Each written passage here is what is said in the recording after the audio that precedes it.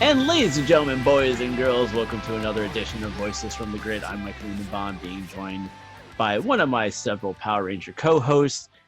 This time around, the Yellow Ranger himself, Mr. Brian Massey. What's going on, everybody? And of course, Brian, you get the Sentai side of things correct, unlike in Power Rangers, where in the Sentai for Geo Ranger, the Yellow Ranger is a guy. Yep. It's a boy named Boy. Go figure. Yeah. So with that said, ladies and gentlemen, we're going to let you know that this episode was pre-recorded beforehand, and we actually had to redo the intros and the outros. So if it's a little disjointed, we do apologize. So with that, we hope you enjoyed the episode. But ladies and gentlemen, boys and girls, it is now time for everyone's segment, In My Mind, part 1 now at this point, as we start talking about the trouble with Shellshock. And ladies and gentlemen, boys and girls, we start off by seeing Jason and Zach playing basketball with the others. However, Squat has plans to catch them off guard. But wait, Squat and Babu create monsters now too? But obviously you can't wake up Rita. So you guys can go create your monsters. Just don't wake up Rita. You don't want that. It's a bad idea. But She's apparently got that giant headache that she needs to sleep off. Yeah, exactly. But apparently Babu's got issues. Seriously? A turtle in a traffic light? Come on, Babu. Who wants to see a turtle with a traffic light? But at least Squat came up with a good name. We will give Squat that. We now see Zach schooling Tommy on the court. Little Jason action in there too. But wait, we now have putties once again. And that was interesting. That fight scene was a lot different. I mean, they disappeared after Zach did a dunk. All right, good job, Zach. Zach dunked on them putties. Yeah, made them go away. Trini goes to grab some hot dogs while Bulk and Skull appear. Bulk grabs Kim and throws her to Skull. The Rangers, though, toss them to the hot dog vendor. Squat and Babu then show Shellshock the Rangers from the bushes, and he kills the basketball, that monster. Although it is basketball, it's not that entertaining to me. Sorry to those who love basketball. Trini gets hit with the go beam and runs away. Zach, Kim, and Billy get frozen by the stop ray. The baddies retreat with Jason as the Lone Ranger, though they get chastised by Goldar, but Rita is pleased. No, come on, Rita. You should be chastising him too. You had one Ranger left. One. Mm-hmm. And you retreat. Come on. You go for the kill. Back at the command center, Zordon informs Jason that Trini has been sent to get a flower to reverse the spell, and Shellshock is grown by Rita and starts havoc. Jason summons his Zord to battle Shellshock, and all this time, Tommy is at karate training. He's such a horrible teammate. Trini is shown running to Mount Hope to get the flower. Zordon sends her Zord to help her obtain the flowers, to which then Tommy finally gets the call and morphs into action and tail whips that punk monster. But Shellshock freezes the Zords, but Trini dances on his head to break the spell in action figure form.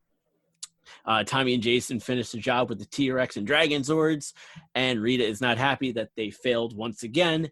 But back at the basketball court, the Rangers and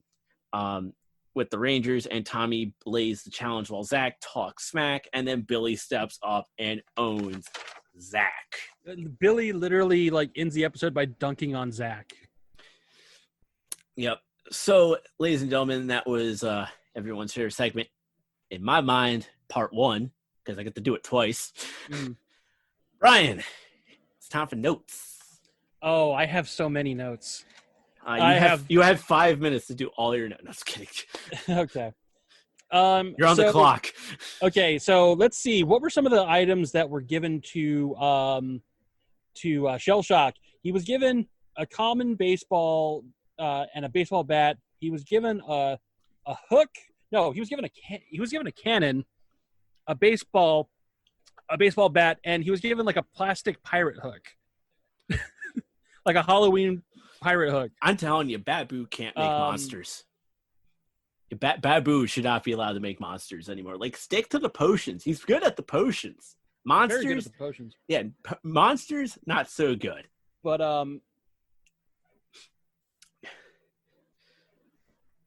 yeah. So I have a question for you. So Bulk and Skull crash into that hot dog cart, and Yeah. like they have to work for 2 weeks in order to pay off the damages to that cart. Yeah. Like what? Like that's a bit excessive. I mean, it's just ketchup. Depends and, on you know, it depends on how much damage is done to the cart, wieners. how Like, much it costs to fix the cart, I don't how get much it. food, how much food was destroyed in the making, and how much all that food cost. So yeah, maybe 2 weeks is about right. I mean, like maybe I guess I don't know. Like they ate like a hot dog and they destroyed about like $10 worth of ketchup and mustard.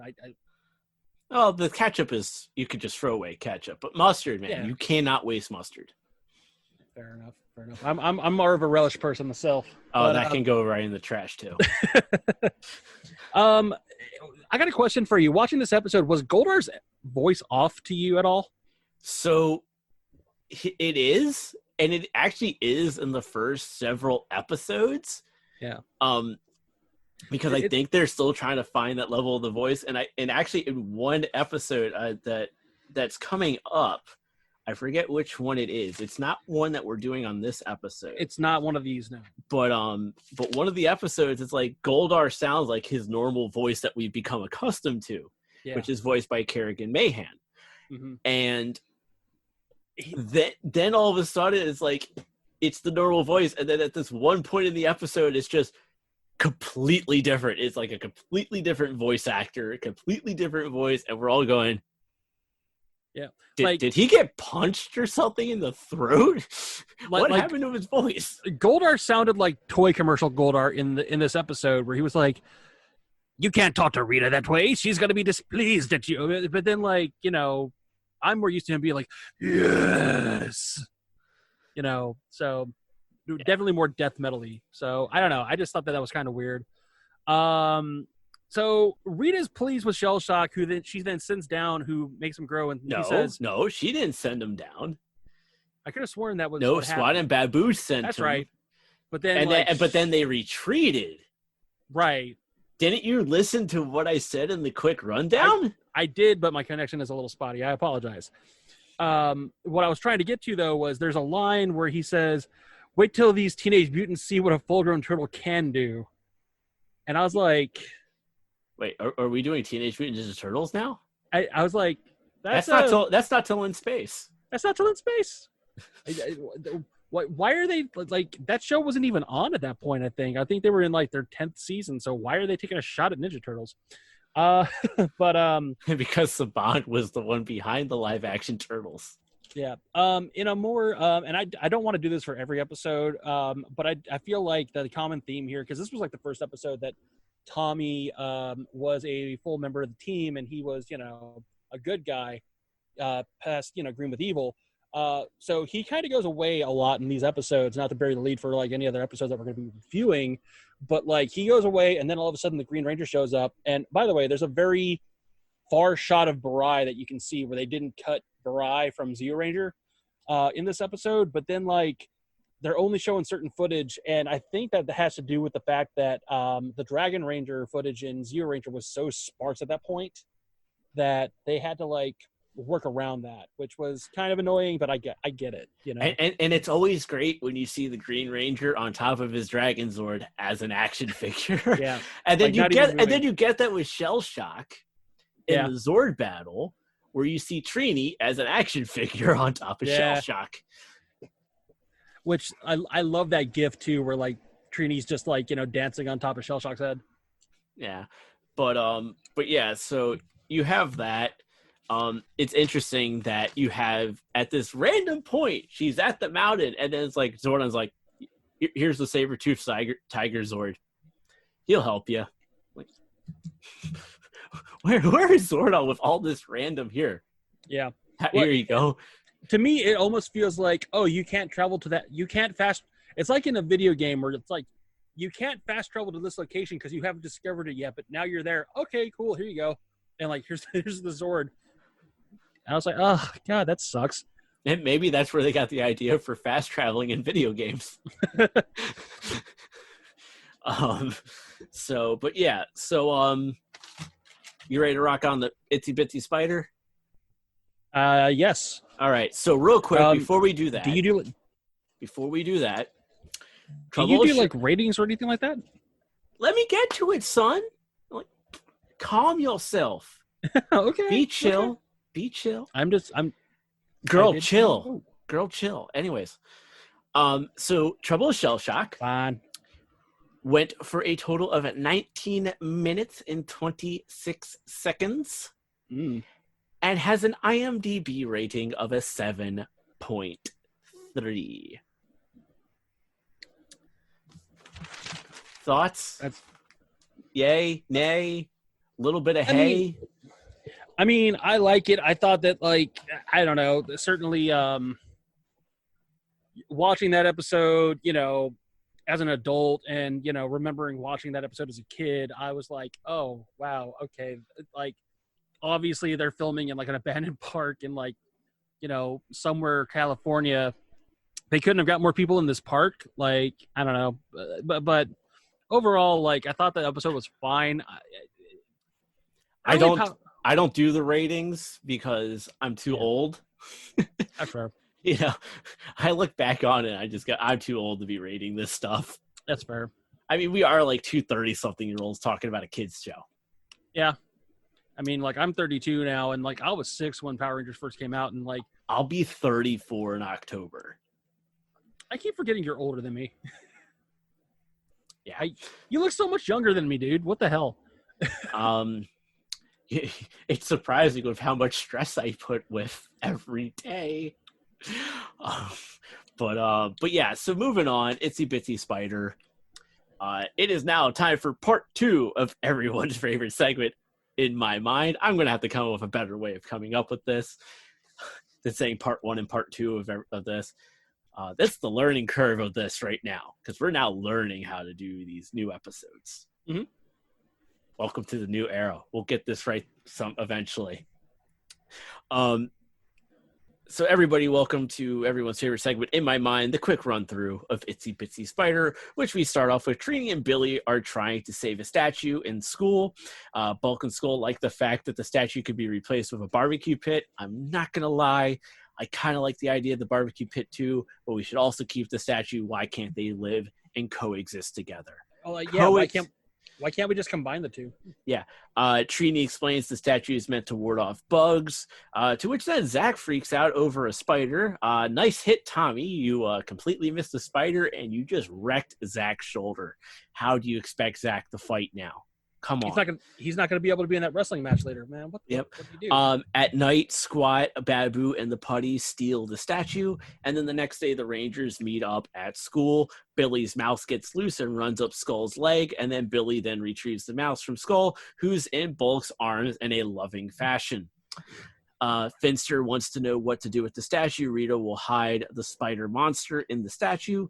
Rita will also release moths with sleeping powder. Trini, Kim, Billy, and Jason go out bug collecting, but those damn putties show up. You can't have fun. Meanwhile, Zach is at the park for his hip-hop keto class. Zach runs to his car for more music, and then the moths attack, putting the kids to sleep. Zach returns to see the kids asleep and contacts Zordon. Zach notices issues with the statue and morphs into a battle with Goldar. Zordon informs the others that Zach is in danger, and they morph into battle as well. Rita makes the spider monster grow, which the Rangers call upon their Zords. Once the Megazord is completed, they get a nice shot in. However, the spider shoots webs at the feet, and they disengage into individual Zords. The Rangers do some battle, but aren't faring very well. To which then Tommy gets the call and morphs into action, enter the Dragon Zord into the battle. After some back and forth, the Mega Dragon Zord is formed and eliminates the spider. The children wake up, and Zach acts like nothing ever happened and makes fun of the fact that the kids were asleep. Trini is happy that the statue was saved. Tommy trolls Zach with a fake spider, and this is how we end the Itsy Bitsy Spider episode. And if I remember correctly, the city council actually declares the statue a historical landmark as well, so yay all around. Yep. Yeah. Brian, So, notes. what was kind of funny watching this is I've watched a lot of behind the scenes stuff with Power Rangers, and Zach was actually on Walter Jones was actually on IGN, I want to say, during San Diego Comic-Con, and he was talking about that episode and that spider that was actually on his shoulder. Him and Austin St. John actually took that spider back to their apartment. They were allowed to after the episode was filmed, and that was like in their house during all their like house parties that they would have in California.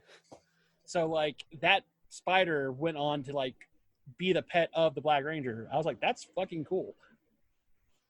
So Language. that's freaking cool. Sorry.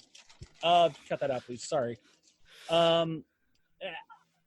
This was an episode where I was like, I just don't get why Bulk and Skull are doing what they're doing. Like, I get why they're messing with the Rangers, but like, they're throwing cockroaches on like people, and they're like messing around with it. Like, they see a mouse and they're like, yeah, let's go mess around with that. I'm like, I don't get what their deal is, man. Like early Bulk and Skull confuses me.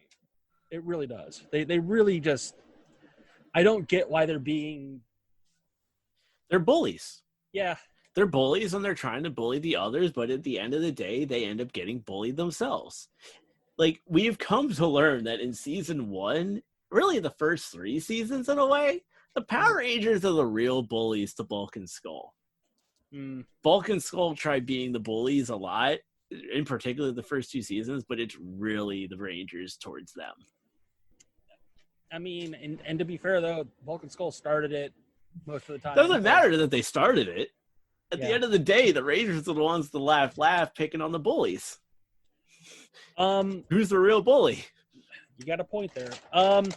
Something, and again, going back to like editing, because I noticed stuff like this. Did you notice when Zach was teaching hip hop keto and like all the butterflies were flying around with the sleeping powder, that they kept cutting back and forth to Japanese footage of the butterflies? Yeah, because they're using Japanese footage. What did you expect? I was just like, did we really need Japanese footage of the butterflies? You literally have butterflies on set in California. Okay. Well, technically, they are not butterflies. They are moths. Because moths are white. Butterflies are more colorful, for the most part. Well, see, they're unless I'm having a mental disorder, like, I could have sworn they were referred to as both moths and butterflies, because in my notes I wrote them down as moths, and then like I heard them say butterflies. I was like, well, if you notice that you do see some butterflies on the statue, but you see a lot more moths. Okay, that's fair. Yeah, maybe so. It's both. Yeah, this was I think this was the first time that we saw the Mega Dragon Zord. Am I wrong? Yeah, this is the first time we saw the Mega Dragon Zord in action. Mm-hmm. I didn't know that they knew that they could do that, but more power to them. But yeah, so what other notes do you have? As to that, yeah, I did think it was kind of weird that like Zach just went up and was just like, why are you guys sleeping on the job, huh? You know, like. Well, he's playing it off. He's playing it like. Yeah. I mean, you gotta look at it from his perspective. It's like he has to keep kayfabe. You and I know a thing or two about kayfabe, you know, because of wrestling. And it's like, Zach's got to keep kayfabe in all of this. So he can't lead on that, you know. No, I'm not a Power Ranger. He can't lead that on. He's got to go, hey, guys, you know, like he's got to act like he's coming back from the car going like, hey, guys, why are you sleeping in class, you know? So he's got to play it off in a way. It makes sense to do what he did. Let's see here. I mean, I have notes here, but like, again, there's not anything that you didn't really cover here. I'm trying to remember. Well, see, okay, so here's the thing about your notes. Your notes is supposed to be other things besides what I cover in the quick rundown. I think this was the episode where, let me see here, because I'm reading through my notes one more time here. Now, I honestly, this one just kind of breezed by for me. Like, I just felt like this was kind of a episode. It's a lot of there are a lot of filler episodes in season 1 Yeah, and season 2. And again, like I was saying, for that last episode, this was very much a thing where it's like Tommy's around, but like hey, I got to go do something else, and that you start to notice a pattern as we're watching these episodes that like, oh, okay, Tommy's kind of there, but he's not there. I thought the monster looked pretty cool. Spider monsters are pretty. I think that actually was an action figure, if I remember correctly. They actually made an action figure of that particular. I think they did. I don't remember. I know Pudgy Pig was one that they did. They did King Pharaoh or King Sphinx. That's what it was. King Sphinx. That's what it was. Mm-hmm. Which they only used in one episode, but that was like one of the key things for marketing. Was King Sphinx. You would have honestly thought King Sphinx was going to be like a bigger deal, like Babu or Squad even. Yeah, like because they didn't market Squad and Babu. They did like Goldar, they did Rita, they did King Sphinx. Pudgy Pig. Yeah. So with that, Itsy Bitsy Spider clocked in at 20 minutes and 16 seconds. For an IMDb rating of a 7.2.